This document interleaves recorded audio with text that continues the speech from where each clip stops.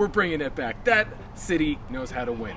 NHL, WNBA championship. What's more to like? I mean,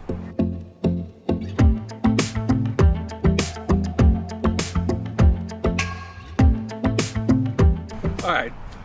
Read a headline seeing that there's 5 teams Caleb Williams is willing to go to. Probably going to pull a full Eli Manning if he gets selected, or potentially could get selected by someone outside of those 5 teams. Read the headline, didn't read the article, so let's go ahead and project where those 5 teams are. Hey kids, if you're out there listening, just read the headlines. Don't read the articles. It's a great way to go through. Doesn't matter. Okay, so who do you have, Derek? Let's hear the first one. I'm starting with the Raiders. Ooh. Now, look, my first take on this, I understand I said the WNBA. We're bringing it back. That city knows how to win. NHL, WNBA championship. What's more to like? I mean, and also, for Vegas fans, what's more of a sure bet than Caleb Williams? Ooh, look at you with the puns. I'm going to disagree with you on 2 points there. The sure bet thing, 1. And number 2, I'm going to go across the coast. Start spreading the news. How about either of the New York Jets or the New York Giants? Look, I can get on board with the Jets maybe going for it. However, that means they're going to have to play Zach Wilson the rest of the season, which may or may not happen. Really depends on how that goes in the next 2 weeks. Also, do you really think after signing Daniel Jones that the Giants would be willing to invest another significant draft pick into someone like Caleb Williams? Let me ask you an important question. Did you watch Daniel Jones the other night? Because I did, and I think that the Giants might be well served to consider moving on from it. Let's just be fair to Daniel Jones. Now, I'm always going to be the apologist for most quarterbacks, but in that situation, Daniel Jones looks like he's running scared. Literally every time that ball is hiked, he knows that his backside's about to he's about to get taken out, and he has maybe 2 seconds to throw. Valid. 11 sacks. 11 sacks. Are you kidding me? Valid. Some teams don't even get 11 sacks in the whole season. Okay, now this is a whole different issue, Dirk, but I'm just going to make the point.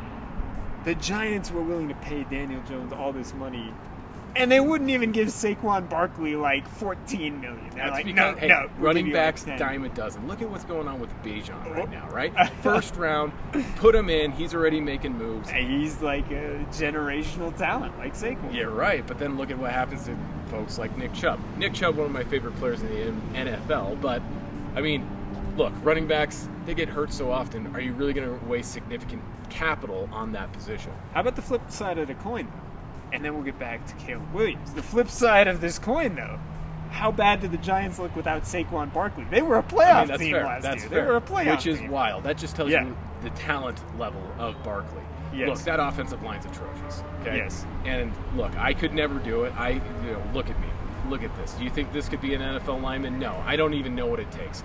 All I know is that they aren't producing the results that are, giving Daniel Jones any time. I say, give Daniel Jones a little bit more of a chance. Last year, you got to remember, this is a playoff team.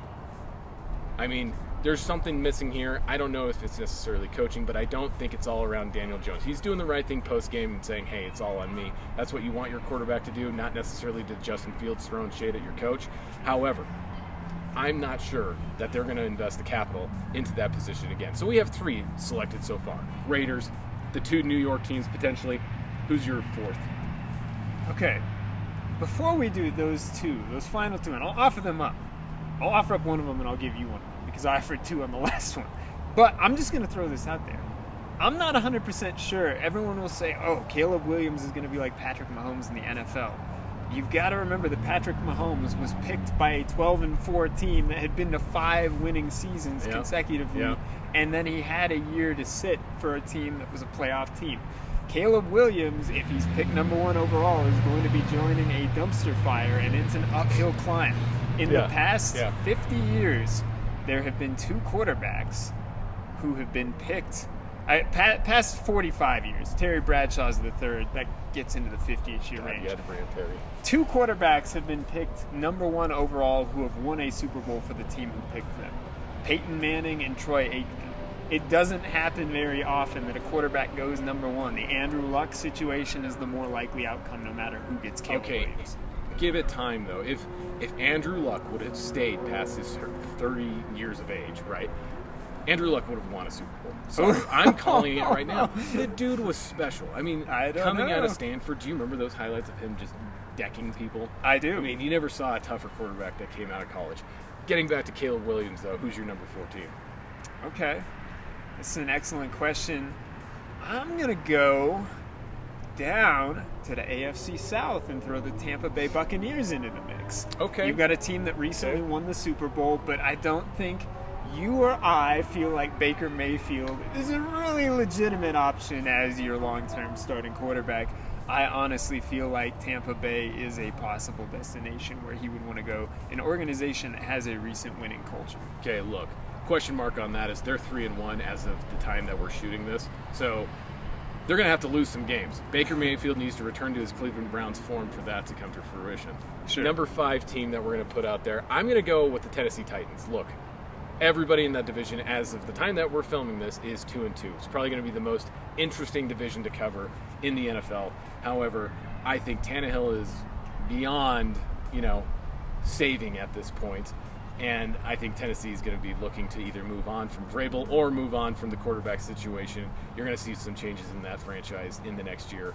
I think that's a good fit, running behind a very good line and a very good organization. One final note on this subject, because it's the devil's advocate in me. I'm the devil.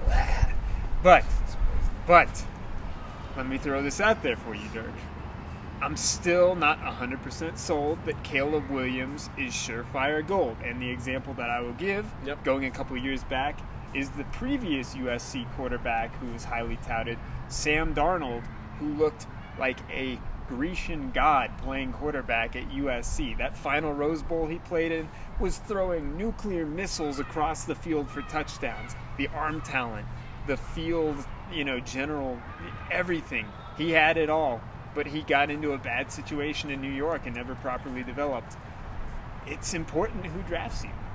Totally. And I think that's why, actually, if anything from this headline, Caleb Williams is probably taking his best option and applying more of what is going on in the NCAA. This is more of a reflection of what's going in NCAA football than it is about him actually pulling an Eli Manning. Look, he's making a fair amount of money off of NIL and also just boosters at this point, right? It's probably not as much of a business decision whether he stays or goes as more of where's the best fit. And if I'm Caleb Williams myself, I don't mind taking another year because it's not like I'm losing that much money and probably just growing my draft capital. Look, I also think quarterbacks coming in, you have very few and far between that can come in at 21 years of age. I remember what I was like at 21 and being mature enough to be, the leader of men in a locker room and of an organization and put in the spotlight like that. It's different in college. Going into the NFL, I can only imagine, can't speak from experience, but hey, in my dreams I'm speaking from experience, right? Well articulated, Dirk. Let's move on to the next point.